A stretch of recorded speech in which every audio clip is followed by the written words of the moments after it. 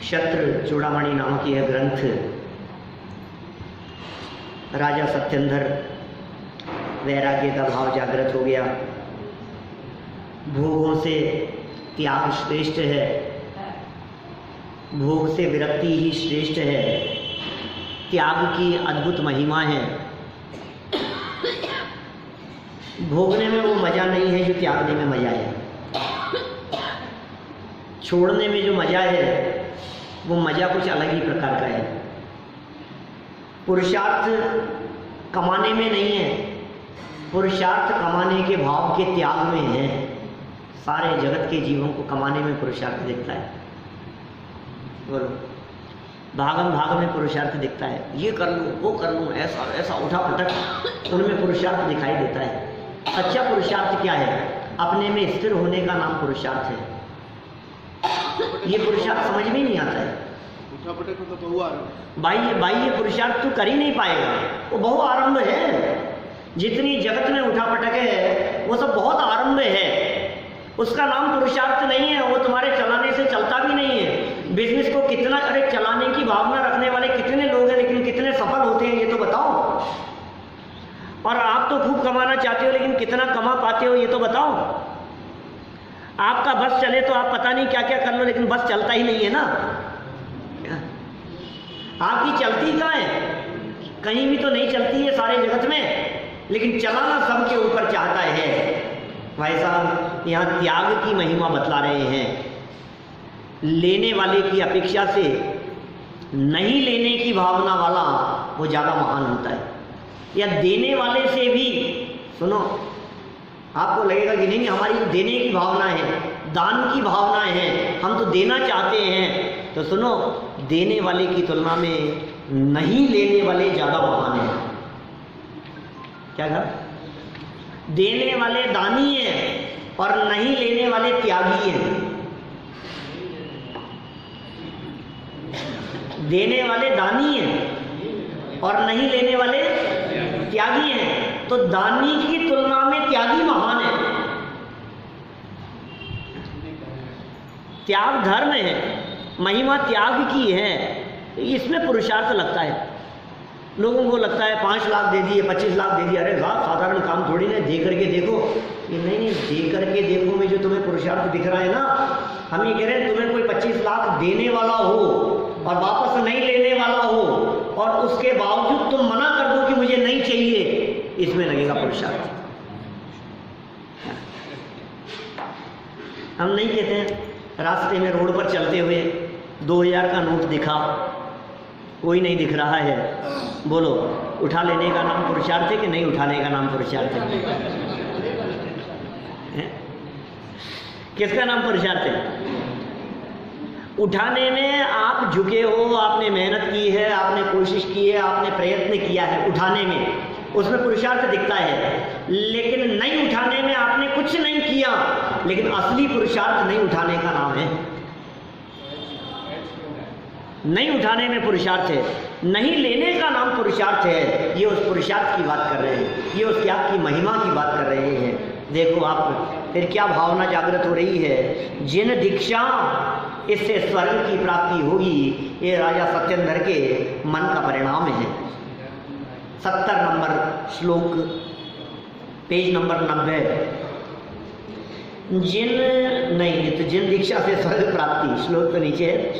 इति भावनया राजा वैराग्यं परिमीमान् त्यक्त्वा संगं निजांगं च दिव्यां संपदमासदत्। क्या कह रहे हैं? राजा ने इस प्रकार की भावना से उत्कृष्ट वैराग्य प्राप्त किया और फिर अंत में परिग्रह और अपने शरीर को छोड़कर स्वर्ग संबंधी ऐश्वर्य को पाया। किस प्रकार की भावना? जिन भावनाओं को पिछले श्लोकों में, पिछले छंदों में व्यक्त किया गया था, त्याग की भावना, वैराग्य की भावना, संयम की भावना, विरक्ति की भावना, युद्ध क्षेत्र में रहते हुए भी युद्ध से विरक्त रहने की भावना उसने निरंतर भाई। फिर क्या हुआ? अल्पकाल में ही उसने दीक्षा अंगीकार करने की, जिन दीक्षा अंगीकार करने की भावना व्यक्त की, किससे व्यक्त, और वैराग्य ले लिया और सब कुछ छोड़ छाड़ करके, परिग्रह का भी त्याग करके और शरीर भी छोड़ करके स्वर्ग संबंधी ऐश्वर्य को उसने प्राप्त कर लिया। देखिए नीचे, युद्ध से विराम लेकर राजा सत्येंद्र संसार, शरीर और भोगों से पूर्वोक्त प्रकार विचार करते हुए अत्यंत विरक्त हुए। क्या कह रहे हैं? युद्ध से विराम ले लिया, संसार, शरीर और भोगों से विरक्ति, इसका नाम क्या है? क्या कहते हैं इसको? संवेग। संसार, शरीर, भोगों से विरक्ति, पूर्वोक्त प्रकार विचार करते हुए अत्यंत विरक्त हुए, अंतरंग एवं बहिरंग परिग्रह का त्याग कर उसी समय देह का साथ छोड़कर स्वर्ग संबंधी ऐश्वर्य को प्राप्त किया, अर्थात स्वर्ग में देव हुए। समाधि पूर्वक उनका मरण हुआ, देह का त्याग हुआ, और देह त्याग होने के पहले पहले देह के प्रति ममत्व भी टूट गया था। परिग्रह स्वयमेव छूटे, उसके पहले पहले राजा सत्येंद्र ने परिग्रह छोड़ दिया था।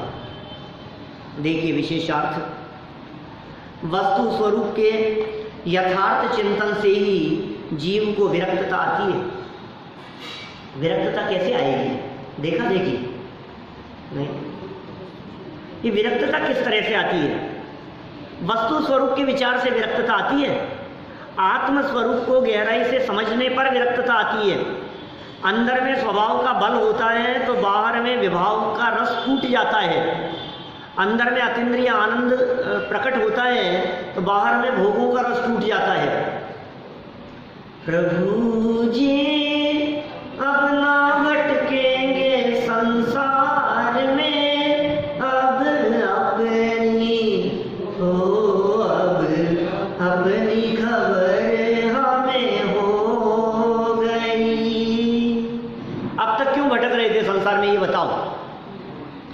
भूल रहे थे निज वैभव को, पर को अपना माना। ये हो रहा था आज तक। क्या हो रहा था आर्य?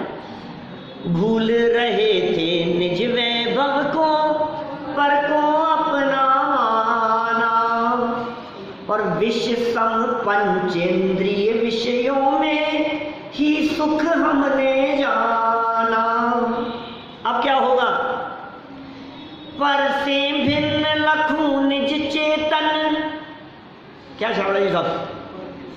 पर से भिन्न लखूं निज चेतन, मुक्ति निश्चित होगी प्रभु जी। अब ना भटकेंगे संसार में, अब अपनी हो, अब अपनी खबर हमें हो गई। ये वस्तु स्वरूप का यथार्थ चिंतन है, और इस चिंतन से ही जीव को विरक्तता आती है।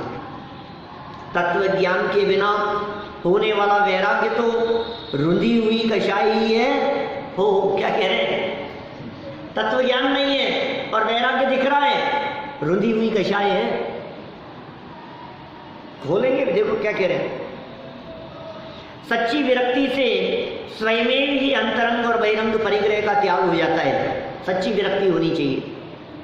ये तो न मालूम कुछ न कुछ कषाय रख करके दीक्षा ले ली, मांगने वाले बहुत हो गए तो दीक्षा ले लो, छोड़ दो। हमारे यहाँ हिंदुस्तान में संतों के ऊपर कोई कानून नहीं लगता है।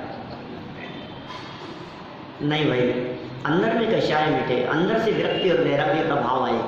देखा देखी ग्रहण करने की बात नहीं है। राजा ऋषभदेव के साथ में 4000 राजाओं ने देखा देखी दीक्षा ले ली थी। ऋषभदेव स्वामी के साथ कितने राजा? 4000 राजाओं ने दीक्षा ले ली साथ में। सब भ्रष्ट हो गए, सारे के सारे सब भ्रष्ट हो गए। 4000 के 4000 राजा कंदमूल खाने लगे, ठंड लगने लगी तो पेड़ों की छाल ओढ़ने लगे, कोई ऊट पटांग जज्बा तत्वा आचरण करने लगे। आकाशवाणी हुई, इंद्र ने आकर के ललकारा उनको, दिगंबर मुनि होकर के इस प्रकार का आचरण करना योग्य नहीं है। या तो कपड़े पहनो या फिर योग्य आचरण को अंगीकार करो। सबने कपड़े पहन लिए दोबारा, सब भ्रष्ट भ्रष्ट। 4000 के 4000 राजा। जानते ही नहीं थे, क्योंकि ऋषभदेव स्वामी की देखा देखी दीक्षा ली थी। अब दीक्षा लेने के बाद वो तो ध्यान मग्न बैठ गए ऋषभदेव स्वामी तो। अब इनको 1 दिन हो गया, 2 दिन हो गए, अब भूख लगने लगी, अब बार बार में देख रहे ये क्या कर रहे हैं, ये तो बैठे अभी भी बैठे, ये तो आंखें नहीं खोल रहे। 6 महीने तक उठे गए ऋषभदेव स्वामी, आंख नहीं खोली उन्होंने। क्या हुआ? सबके सब भ्रष्ट हो गए। ऐसी दीक्षा की बात नहीं है। रुंधी हुई कषाय का नाम वैराग्य नहीं है भाई साहब, अंदर में तो कषाय पड़ी हुई है। अतः राजा ने मुनि अवस्था को अंगीकार किया, सच्ची विरक्ति हो गई थी, अंतरंग परिग्रह भी छूटा, बहिरंग परिग्रह भी छूटा। राजा ने मुनि अवस्था को अंगीकार किया। मुनि अवस्था में शरीर की उपेक्षा होना तो स्वाभाविक है, यह सब रणभूमि में ही हो रहा है। क्या सत्येंद्र महाराजा कहाँ बैठे हैं? रणभूमि में। काष्टांगार के साथ में युद्ध चल रहा है, युद्ध के बीच में ही वैराग्य भाव आ गया, बीच में भाव चलने लगे, परिणाम चलने लगे। परिणाम चलते चलते क्या हुआ? दीक्षा लेने का भाव आ गया, कपड़े उतरने लगे, परिग्रह का त्याग कर दिया, सब कुछ छोड़ छाड़ दिया उन्होंने। रणभूमि में ही हो रहा है। काष्टांगार की आज्ञा से सेना तो राजा की हत्या के लिए आ ही गई थी, सेना ने अपना काम किया और राजा सत्येंद्र की हत्या कर दी। इन्होंने वस्त्राभूषण त्याग दिए, अंतरंग और बहिरंग समस्त परिग्रह का त्याग किया और आई हुई सेना ने राजा सत्येंद्र की हत्या कर दी। राजा सत्येंद्र का जीव सहज ही अपने परिणामों से स्वर्ग में चला गया। संयमी तो स्वर्ग में जाते ही हैं, संयम की महिमा ही ऐसी ही है। सम्यक्त्वी जीव का भी स्वर्ग में जाने का नियम है। सम्यक्त्वी भी थे और संयमी भी थे, स्वर्ग में चले गए। देखो घटना को देखकर नागरिकों का वैराग्य विचार, प्रजा भी तो हुई, लोगों को पता तो लगा होगा क्या हुआ वहां राज्य में। पौरा जानपदा सर्वे निर्वेदं प्रतिपेदिरे पीड़ायै अभिनवान् नृणां प्रायो वैराग्य कारणम्। उस समय सारे पुरवासी, पुर कहते हैं नगर, चोरन के पुर ना बसे। 10 अक्षर पूजन करेंगे ना भी आप लोग 10 अक्षर में, तो उत्तम आर्जव धर्म के अर्घ में एक लाइन आती है, चोरन के पुर ना बसे। पुर माने होता है गांव, नगर। चोरों के गांव और नगर नहीं बसते, माने उनका ठिकाना नहीं होता, वे घूमते फिरते ही रहते हैं। आज इस नगर में, कल उस नगर में, परसों उस नगर में, बंडी बबली की तरह इधर से उधर, उधर से उधर, इस नगर को छोड़ के फिर उसमें, फिर उसको छोड़ के फिर उसमें भटकते रहते हैं। चोरन के पुर ना बसे। उस समय सारे पुरवासी, नगरवासी और देशवासी उदास और विरक्ति पने को प्राप्त हुए। निश्चय से वर्तमान की नई पीड़ा मनुष्यों को प्रायः वैराग्य का कारण बनती है। क्या करें, अब तो दुष्ट राजा बन जाएगा, काष्टांगार राजा हो जाएगा। खेत खिन्नता का परिणाम सेनापति था, सेठ साहब, राजा सत्येंद्र का सेनापति था काष्टांगार। और वो जो काष्टांगार था तो उसने छल से राजा की हत्या करवा दी और राज्य हड़प लिया। देखो क्या कह रहे हैं, उसी समय नगरवासी और देशवासी मनुष्य वैराग्य को प्राप्त हुए, क्योंकि नवीन तत्कालीन दुखद घटनाओं को देखकर मनुष्यों को प्रायः वैराग्य होता ही है। माने ये जगत के जीवों का और ज्ञानियों का, धार्मिक वृत्ति वाले लोगों का सहज ही इस प्रकार का स्वरूप होता है कि वे जब जगत में लोगों को या कुछ घटनाओं को देखते हैं तो उनके चित्त में वैराग्य का भाव आए बिना नहीं रहता। आप इन दिनों कभी कभी देख पा रहे होंगे केरल में मचने वाली तबाही की चर्चाओं को, देख रहे होंगे, सुन रहे होंगे। कितने लोग, 20,000 लोग बेघर हो गए। 20,000 घर, लोग नहीं, कितने कितने लोग बेघर हो गए हैं, घर नहीं है, तबाही मच गई है। कैसी परिस्थितियां बन रही हैं, आपको देख करके विरक्ति का भाव नहीं है। आपको देख करके वैराग्य भाव जागृत नहीं होता? नहीं लगता है आपको ऐसा? देखो कैसी परिस्थितियां आ गई। 2-4 साल पहले हम भी गए थे केरल। क्या वो वही जगह है जहाँ जाकर गए आज वहाँ तबाही मच रही है। जब हम गए थे उस समय नहीं मच सकती थी क्या? अभी कहाँ गए थे हम लोग? बाहर गए थे ना कहीं, तो वहाँ सुनामी आई थी कुछ वर्षों पहले। वहाँ लोगों ने बतलाया जब यहाँ सुनामी आई थी, जिस जगह खड़े थे हम, बोले यहाँ सुनामी आई थी तो एक व्यक्ति नहीं बचा यहाँ। क्यों? दोबारा नहीं आ सकती है। तुम्हें ये बातें सुन करके, तुम्हें ये दृश्य देख करके वैराग्य का भाव नहीं आता है, विरक्ति का भाव नहीं आता है, जगत की क्षणभंगुरता नहीं समझ में आती है। जब टीवी पर हम रोजाना इस प्रकार के दृश्य देखते हैं तो हमें विरक्ति और वैराग्य का भाव आना चाहिए कि नहीं आना चाहिए? क्या हो गया है हमारे हृदयों को? हमारे हृदय कितने कठोर हो गए हैं, कितने कठोर हो गए हैं हमारे हृदय। दिखता ही नहीं है, हमारे लगती ही नहीं है कुछ ऐसी परिस्थिति हमारे साथ भी घट सकती है। ये है ना सात्विक का, इसका दोस्त की डेथ हो गई है अभी 5-7 दिन पहले, रक्षाबंधन के दिन। कितने दिन हुए रक्षाबंधन को? 8 दिन हुए आए, 8-10 दिन मान लो। अब बोलो आप, ये छोटा सा बालक और इसके क्लास वाला जो साथ में पढ़ने वाला जो लड़का था ना, डेथ हो गई। क्या कर सकते हो? वो तो फिर बड़ा होगा बहुत। हमारे आर्जव का दोस्त था अभी 1-2 साल पहले, उसकी डेथ हो गई, करंट से मर गया। रोज देख रहे हैं ऐसी घटना। नहीं, लेकिन अपने अपने इकट्ठा करना है ना। अभी तो पेटी भरी नहीं ना हमारी पूरी तरह से। अभी तो बैंक बैलेंस हमारे तो अभी तो समझ में नहीं आता है हमारे को कि हमारा जीवन कभी पूरा हो सकता है। कितनों को शमशान पहुंचा करके आ गए, लेकिन हमारे को लगता नहीं कि हमें भी जाना है। ये जीवन पूरा होने वाला है। कब कौन सा क्षण अंतिम क्षण होगा? क्या आपकी सुपुत्री चले गई? क्या मेरी भी सिस्टर की डेथ हुई थी 30 साल पहले। तो ये ऐसा होता है, क्या क्या कर सकते हो आप? किसी के भी साथ कुछ भी हो सकता है। दूसरों को देख देख कर भी यदि ना समझो तो फिर अपने पर बीतेगी, तब तो समझने का अवसर ही नहीं मिलेगा। फिर तो समझने का चांस कहाँ मिलेगा बताओ मेरे को? रोड एक्सीडेंट में यदि मारे गए और कभी कब कौन से दंगे हो जाएं। आज तो भारत बंद है ना। क्या बोलो, आपको भरोसा है आपकी किशनपुर की दुकान में क्या होने वाला है आज? क्या हो जाए आपके बैठे बैठे?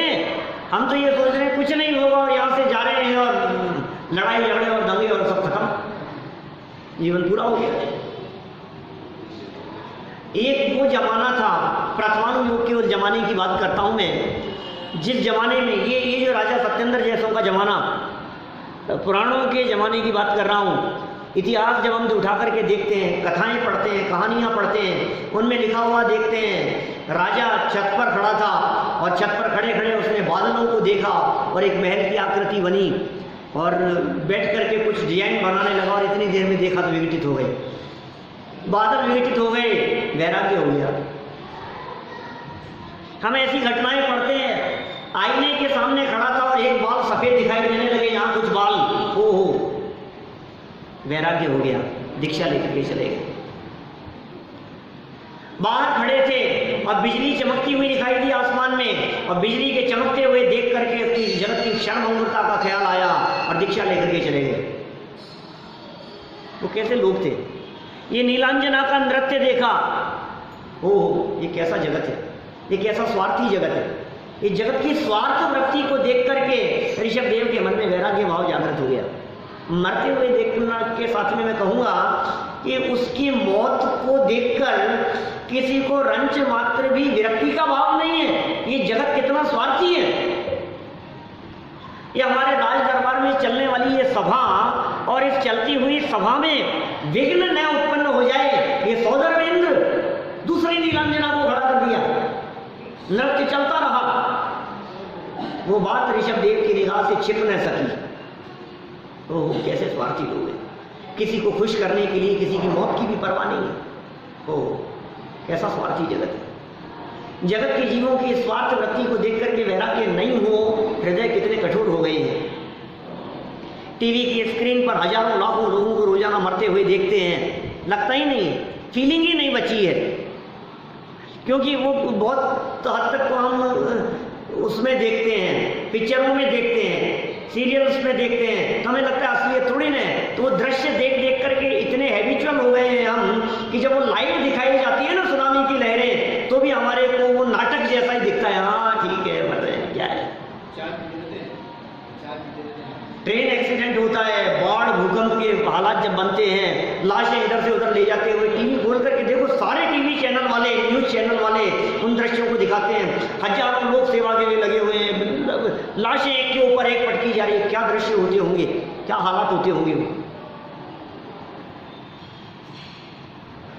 ये कह रहे हैं यहाँ पर, देखो आप ऐसी घटनाओं को देख करके धार्मिक, जिनके चित्त में थोड़ा बहुत भी धर्म होता है, जो थोड़े बहुत भी धार्मिक विचारों वाले होते हैं, करुणा भाव वाले होते हैं, उनके हृदय में प्रायः वैराग्य होता ही है। ओहो क्या सोच भाई, देखो यार जगत का। भुज में भूकंप आया था 26 जनवरी सन 2001। क्या वहाँ प्रवचन चल रहा था मेरा अंदर। 26 जनवरी 2001 की बात कर रहा हूँ। यहाँ अंदर बैठ करके तख्त लगा हुआ था, वो वहाँ प्रवचन कर रहा था मैं अंदर, और चर्चा चलते चलते एकदम जो तख्त था वो पूरा मंदिर हिलने लगा। 26 जनवरी 2001 की बात कर रहा हूँ, जब भुज में भूकंप आया था। जयपुर की हालत थी, मंदिर में बर्तन बजने लगे इधर उधर, और सबको ऐसे लगा, ये सब बैठे थे, विजय कुमार जी साहब वगैरह सब लोग यहाँ बैठे हुए थे। उस समय की बात कह रहा हूँ, आप भी थे। मंदिर हिलने लगा, मेरे को लगा एकदम ये क्या हुआ, चक्कर आने लग गए कि क्या ये सब कुछ हिल रहा है। सब कुछ हिलता हुआ आंखों से देखा हमने, पूरे मंदिर को ऐसे हिलते हुए देखा। बोलो दोबारा नहीं हिल सकता क्या करें। उस वक्त ये लग रहा था कि आज तो अपना काम नहीं हो गया। बोलो अच्छा, इतना तेज हिला पूरा का पूरा मंदिर। ऐसा नहीं कि कुछ सेकंड, बहुत लंबे टाइम के लिए। माने आप फील करो कि ये सब जैसे झूला झूल रहे हैं ना, ऐसे झूले हैं। ये बैठे बहुत सारे लोग सभा में सामने, और चर्चा उस समय चल रही थी वो काहू घर पुत्र जायो की। ये जगत का स्वरूप ऐसा है क्षण मंदिर। शाम को पूरी घटना मैंने भदीचंद जी के मंदिर में सुनाई। शाम को प्रवचन भदीचंद जी के मंदिर में होते थे। काहू घर पुत्र जायो, काहू के वियोग आयो, काहू राग रंग, काहू रोआ रोई करी है। और जहाँ भान उगत ऊंचा है, गीत गान देखे सांझ समय ताही थान, हाय हाय परी है। ऐसी जग रीति को न देख भय भीत होए, हाँ नर उड़ तेरी मति कौन हरी है। हम मानुष जन्म पाए सोवत विहाय जाए, खोवत करोड़न की एक एक घड़ी है।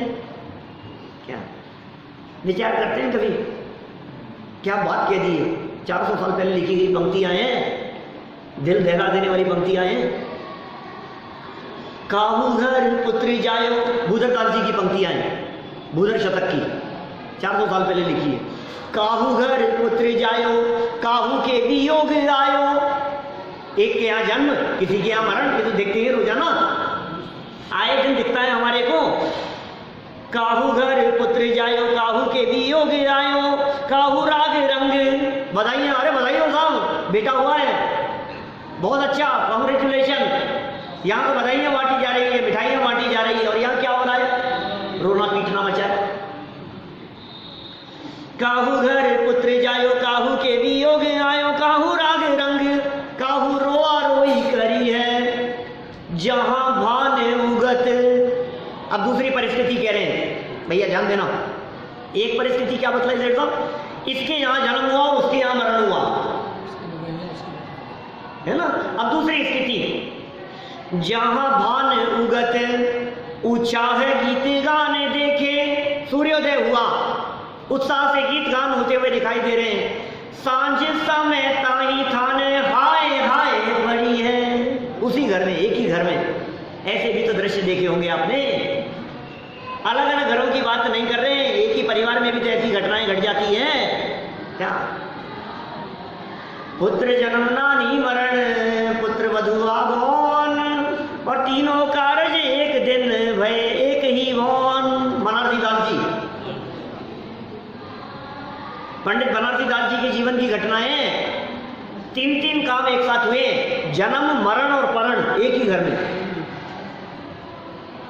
एक ही घर में जहां जन्म हुआ ना, शादी का माहौल था, शादी का प्रसंग था, शादी हो रही थी और शादी के प्रसंग में ही जन्म हो गया किसी का, उसी घर में डिलीवरी होती थी। 400 साल 300-400 साल पहले की बात कह रहा हूँ, बनारसी दास जी की शादी हो रही थी और उसी समय क्या हुआ, जन्म भी हो गया और उसी दिन उसी घर में नानी का मरण भी हो गया। तीनों घटनाएं एक साथ एक ही दिन एक ही घर में देखी हुई। जहां भाने उगत ऊंचा है गीत गाने देखे, सांझ समय ताही थाने हाय हाय पड़ी है। अरे ये क्या हुआ, इनके यहाँ तो शादी थी, अरे शादी तो थी लेकिन क्या हुआ, एकदम ही दुल्हा मर गया। ये क्या हुआ, पार्टी थी, सारे लोगों को बुलाया था। घटनाएं अपने जैन परिवार की घटना, शिवजी को था कि नशिया में वहाँ पार्टी का आयोजन था, 2-4 साल पुरानी घटना बता रहा हूँ आपको। और सारा सामान सब भोजन वगैरह सब निपटा करके सब निकल गए, सारे लोग सब निकल गए। और जब वो परिवार के सदस्य जब निकल रहे थे तो गाड़ी सामने पार्क की हुई थी, बोले मैं गाड़ी लेकर के आता हूँ, और सामने जाते समय वो दुर्घटना में डेथ हो गई, उन्हीं की डेथ हो गई। अभी तो उत्साह दिखाई दे रहा था, अभी तो नाच गान दिखाई दे रहा था, अभी तो राग रंग दिखाई दे रहा था, ये क्या हो गया। ये राग रंग के माहौल में मातम छाने में देर नहीं लगती है भाई साहब, परिस्थितियां बदलने में समय नहीं लगता, समय नहीं लगता। वाक्य बदल गया। काहू घर पुत्र जायो काहू के वियोग आयो, काहू राग रंग काहू रोआ रोई करी है। और जहां भान मतलब सूर्य, जहां सूर्योदय होता है वहीं सूर्यास्त भी होता है शाम को। जहां भान उगत ऊंचा है गीते गाने देखे, सांझ समय ताही थान हाय हाय परी है। और देखो क्या कह रहे हैं भूधरदास जी, ऐसी जग रीति को न देख भयभीत हुए। ओहो, ऐसी जगत की दशा को देख करके डर नहीं लग रहा है तेरे को, ये क्या हो गया, ये क्या हो गया, घबराहट नहीं हो रही है तेरे को। ऐसी जग रीति को न देख भयभीत हुए, हाँ हाँ नर मूढ़, हे मूर्ख, हे नरमूढ़, तेरी मति किसने हर ली है, तेरी बुद्धि पे पत्थर पड़ गए हैं क्या। हे मूर्ख, महामूर्ख, हे मूर्खाधिराज, मूर्ख शिरोमणि, क्या उपमा देवे तेरे को, किन शब्दों से संबोधन करें तेरा। तो लगता नहीं है तेरे को, अंदर से नहीं लग रही है ये बात, घबराहट नहीं हो रही है। पाँव कितनी बार फिसला है आपका, पर सब बहुत बार फिसला है, अगली बार फिसलेगा तो बचोगे कि नहीं।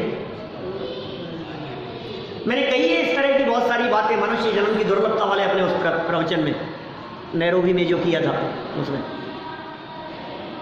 कितनी बार आपकी जबान से ये शब्द निकला होगा, भैया आज तो बच गए, आज तो मैं निकला और एकदम समझ लो बस बच ही गया, बस आज तो बच गए ना। आज तो बच गए का मतलब आज भी बचोगे इस बात की गारंटी नहीं है। तुम कह तो रहे हो आज तो बच गए, हो सकता है शाम को ही नहीं बच पाओ, दोबारा पाँव फिसल जाए, हो सकता है शाम को दोबारा करंट का झटका लग जाए। हाँ हाँ नर मूढ़ तेरी मति कौन हरी है, बुद्धि किसने हर ली है तेरी, समझ में नहीं आता है। ऐसी जग रीति को, सारे जगत के, सारे संसार के ऐसे स्वरूप को देख करके, ट्रेन एक्सीडेंट, पटरी टूट गई, वहाँ कोलकाता का वो ब्रिज फिर दोबारा टूट गया, रोज घटनाएं पढ़ रहे हैं अपन, कहाँ क्या हो रहा है, कहाँ क्या हो रहा है, मकान ढह गया, ये गिर गए, 4 बच्चे, वो सब यात्री जा रहे थे, 4 के 4 बच्चे हैं। नदी कितनी घुटनों तक पानी था और 4 के 4 बच्चे डूब गए, घुटनों तक पानी था उसमें 4 बच्चे डूब गए, बोलो। क्योंकि पाँव जिस जगह रखा उसी जगह पर पूरी नदी में एक थोड़ा बड़ा गड्ढा था, 4 के 4 मर गए लोग। आपने यहाँ के रामगंज के एक दिन बतलाई थी मैंने चर्चा, वो 4 बच्चे अलग, ये 4 बच्चे तो 3 दिन पहले मरे, बोलो। ऐसी जग रीति को न देख भयभीत होए, हाँ हाँ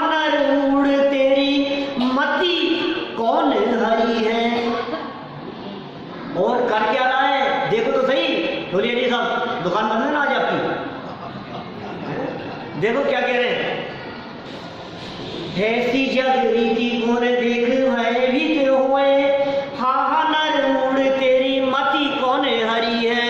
और मनुष्य जन्म पाए, मनुष्य जन्म प्राप्त किया और क्या कर रहा है, सोवत विहाए जाए, सोने में जिंदगी जा रही है। खाना और सोना दो ही तो काम है, ये नहीं हो गया और काम क्या दिवस गवायो खाए कर, रात गवाई सोए, और भोंदू के भोंदू रहे, चले गांठ की खोए।